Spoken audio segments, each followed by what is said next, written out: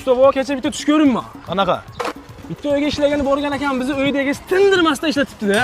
Bunaqa tushlaringni qaytib aytma jo'ra, bunaqa qo'rqinch tushlaringni suvga borib aytgin, o'qibla ketsin, yo'q bunaqa tushdi. Dada! Azamat, narsalarni yig'ishtir, qaysidir qurgan uyimiz yiqildi menimcha. Yig'ishtirib qo'y. Qo'lga qarab baqirib kelganman. Qayoqqa? Qachonmiz, jo'rajon, qachonmiz? Uydagiz pulni berdi. Yo'q, Ha? qaysi uyda egasi pul berdi? 1,5 oy oldin ishlagan uyimiz pulni berdi. Agar prank qilayotgan bo'lsang, qolmirroq. Kamerangni qatlab sindirib tashlayman. Men sizga blogermi prank qilaman? Zamon ham o'zgarib ketdi. Odamlar bizga pul beryapti. Ishla Azamat, katta sog'in ishlagan odam xor bo'lmaydi Azamat. Sizchi usta baba? Endi men bo'lganim-ku. Hammasi sizlarga bo'lsin deyman. So'jiri. Usta baba pulni oling. Nimani puli bu? Bugun qilayotgan ishlaringizni puli bor.